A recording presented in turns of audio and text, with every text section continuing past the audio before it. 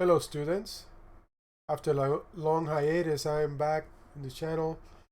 I am hoping this time I'll be able to stay the course and create more contents.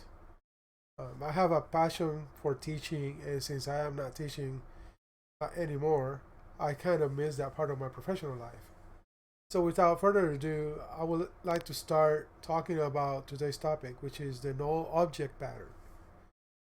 For additional information on this topic, please stop by my blog at www.professorfontanes.com. So the main motivation behind this pattern is to replace null references with this thing that we call the null object. So that said, the null object is not really null. Right? It's an actual object. However, it is used to represent or to symbolize the absence of something. So the way to think about it is kind of just think about the number 0, for example. So 0 is a symbol, just like any other number. It just so happened that this symbol we call 0 represents absence of quantity. Since I am not a philosopher or a mathematician, I'm just going to stop right here with the analogies and just get right to the topic.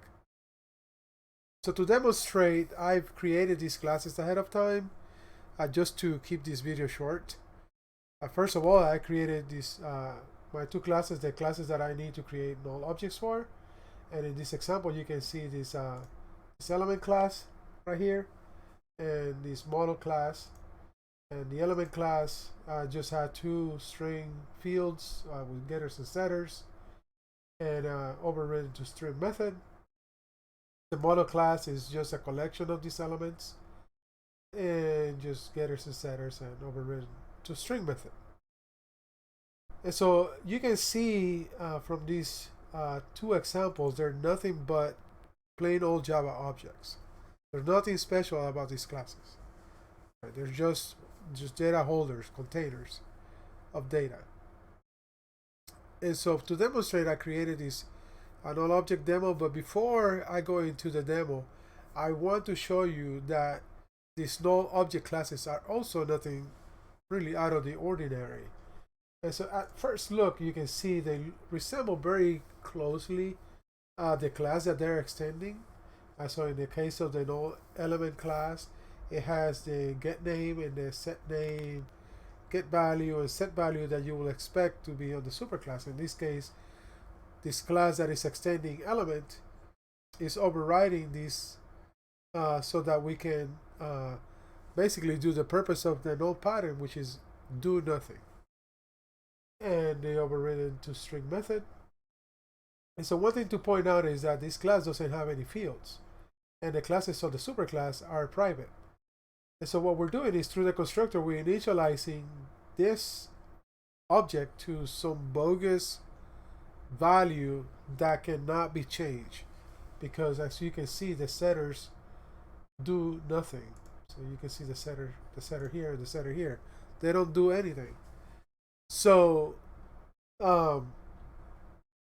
this is because, and this is something that I found other examples on the web kind of lack, is the fact that they fail to mention that in order for this pattern to work correctly, I should say, then the null element should be immutable. You should not be able to change its state. You should not be able to change it from being an empty object or a shell to be an object with some meaningful contents. So to achieve that in Java, so the first thing I did over here is I made the class final. And so this will avoid or eliminate the possibility of subtyping this class and then making it hold information. It doesn't make any sense to do that, but just to avoid the potential of someone twisting the purpose of this class by subtyping, then the best thing to do is just to make it final, not provide any fields in this case, and the setter methods really don't change the value of the class. The null model in this case holds a collection, and in order for the collection to be immutable, we have to build it as such. So even though the setter doesn't do anything, if you provide access to this list and you provide a mutable type of list, like an array list or a linked list, then you'll be able to access the internals of the class and set values in it through the getter method. So to avoid that as well, we are taking the list where we actually set the null element to, and then we're taking that list and we are converting it into an immutable list. And there are several ways of doing this, and I'll show you in the commented out way before Java 8 to create a new instance on modifiable list, and then the post Java 8, which is using the collections class, or just to use the list copy of, and both of these are valid post Java 8. I'm using Java 11 in here, but these methods are just valid. I'm just using the most recent one, which is list copy of. And so that basically, as you can see also here, the class is also final. And so they don't have any fields. So both of my null object classes are immutable classes that extend these classes so that I could replace null references to these and replace them with actual shells, null objects, by using these two types. So my demo here, I've created just a map containing the models, and I created some elements that I'm going to set in the model through these list objects.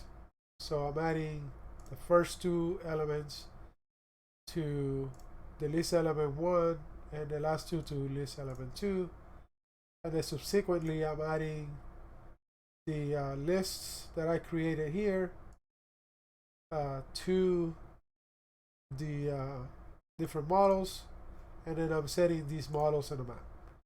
So as you can see, this models map only has two models named the same way as the variable, the model 1 and model 2.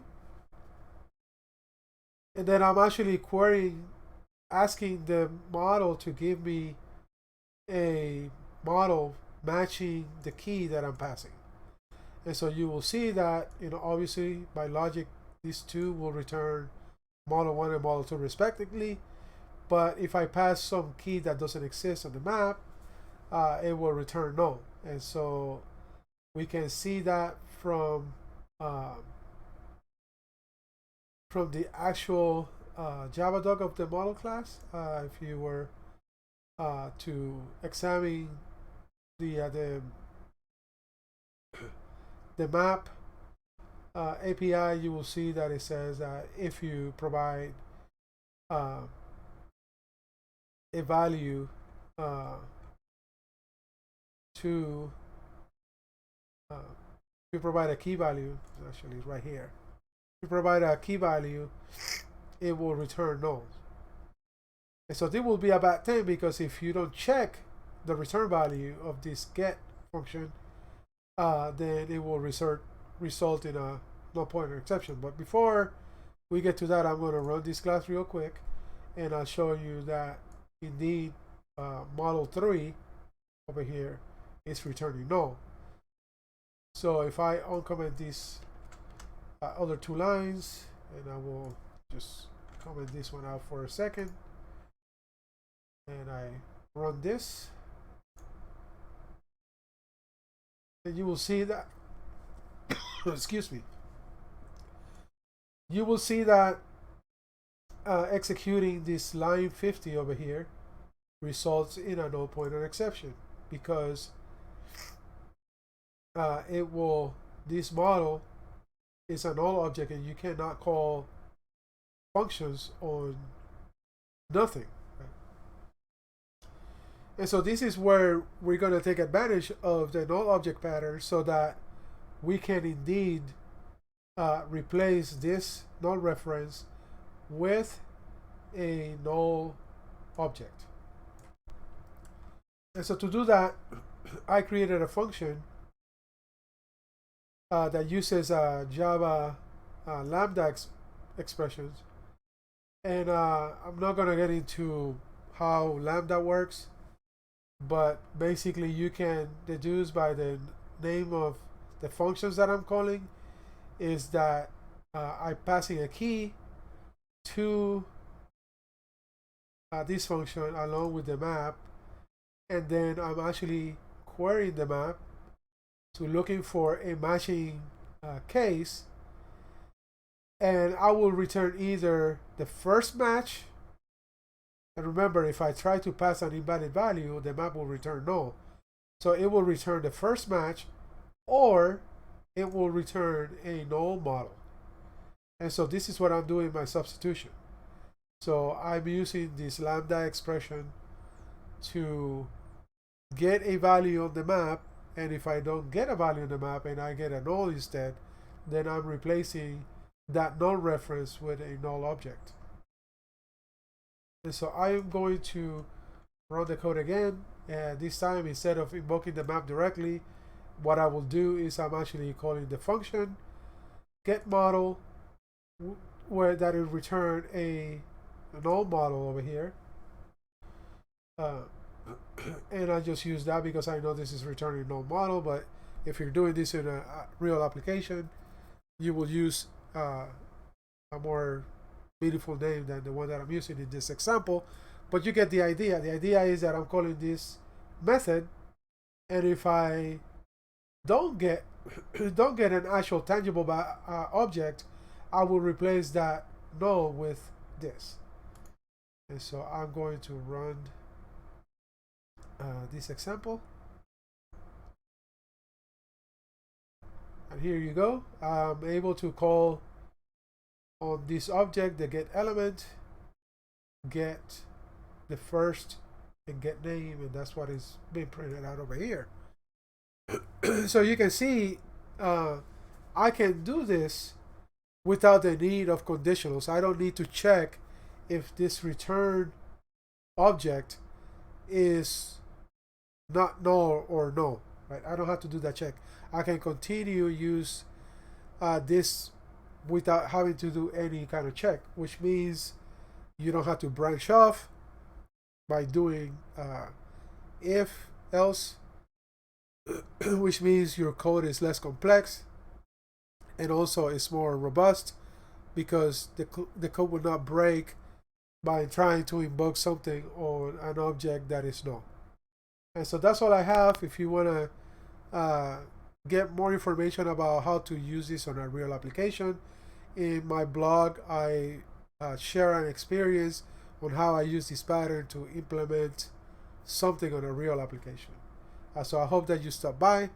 I also hope that you enjoyed this video. I'm hoping to make more. So please tell me what you think. Like the video if you enjoyed it, and don't forget to subscribe. Thank you so much, and I'll see you next time.